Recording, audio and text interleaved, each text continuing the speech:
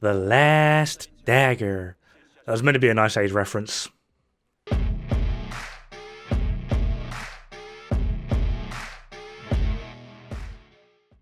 Right, the Last Dagger. Honestly, I love this weapon for a few reasons. One, well, for me at least, it's kind of fun and engaging. It's got a stack mechanic, and typically in games like this, stack mechanics are where it's at.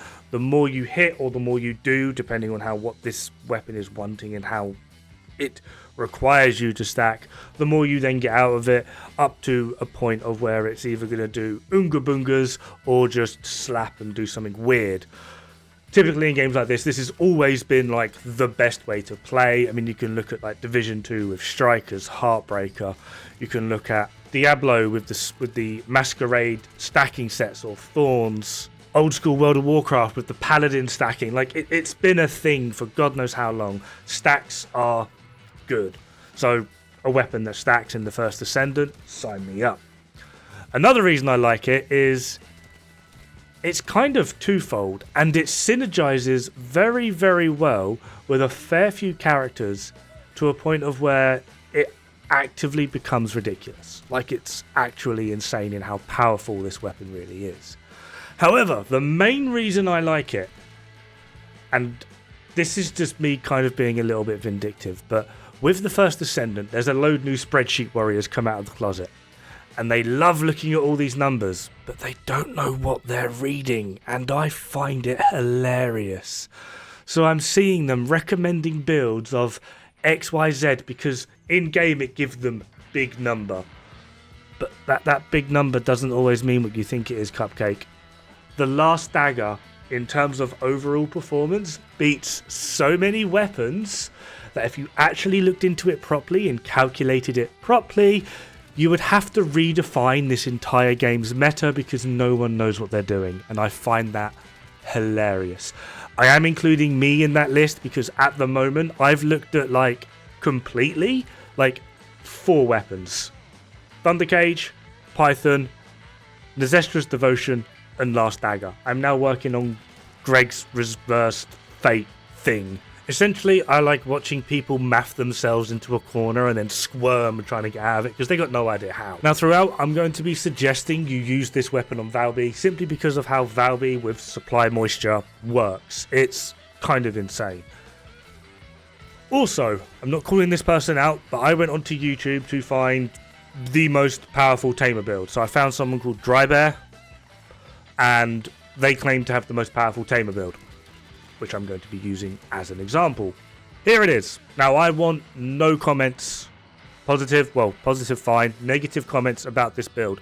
I haven't tested Tamer yet. I know it's nowhere near as powerful as people say, but I can't actually tell you personally as to whether this is a good build or a bad build. I don't know. I went through his video, saw how he mathed it. I wanted to make sure that I was mathing it the same way. We are, although he seems to be including weak point and element. I'm not going to be including weak point simply because it's actually going to make no difference to the outcome of this, and you'll see why in a bit. And I'm also not going to be including element because it changes depending on what you're fighting, blah-de-blah-de-blah. On average, it ends up being 30% element. I do have an element on my build, but 30% element ends up being 10.57% DPS increase. That's it. 30% element, electric, 1 electric mod, fire, chill, whatever, is equal to 10.57% DPS. So you can figure the rest out from there. These are the results. So with Last Dagger on Valby, in burst DPS, it does 64.94% more than Tamer. Yeah. In sustained DPS, it does 6.2% more than Tamer. On a character that isn't Valby or giving a damage buff, essentially, it does 74.92% more than Tamer in burst DPS and 12.65% more than Tamer in sustained DPS. How do you spell I told you so? H-A-H-A-H-A. So, why is this? How does this weapon work? Well, it's actually pretty simple. At base, we have 18.2. We're going to get a kill. We now have 30.4. We're going to get another kill. 42.6. How dare you? Another kill. I think that might have just reset. 54.7. Another kill. 66.9. 100%. Now this 100% only lasts for one shot, which we're going to pop there. Back down to 18. Now, if you actually can get some good accuracy going on, that one shot can do some serious, and I do mean serious, damage. We'll just get rid of you. Right.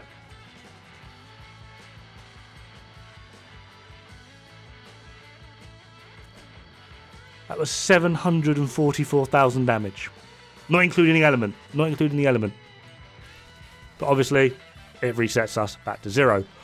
Why, pray tell, have I been saying to put this on Valby? Well, it's quite simple. If I can press the right buttons, that would be helpful. We're now at 48. We just get our first kill. With one stack, we're now at 60. It just helps alleviate the pressure on the stacks. That's simply it. Alright, on to the build. Weak point damage, firearm attack, critical hit rate, critical hit damage. This is what I would recommend you get as your rolls.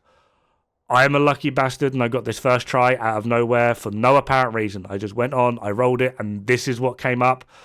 A little bit of we came out. You can hate me. Feel free to hate me. I just wanted to brag about that for a second. On to the build. Rifle reinforcement for more base damage, essentially.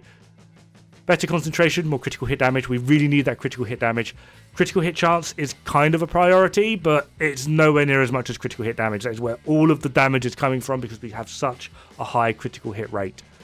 Action and reaction for more firearm attack. Obviously, better insight for just a little bit of critical hit chance just to get us started. If you are planning on running some Valby like all of the time, you don't actually need to run this at all. Don't worry about it. But just in case, yeah. Fire rate up, because it's just a simple multiplier to all DPS. It really is. It's just 25% more damage per second. It's literally it. I've gone with electric, simply because I'm running this on Valby, like I said. Laundry debuffs the enemy to... It's either electric or electrocution. It's either the status or the actual element being applied. I'm not sure, but yeah. Concentration priority for more critical hit damage. Very, very handy. And then concentrate support ammo. I wanted more rounds in the mag, but I also wanted more crit damage.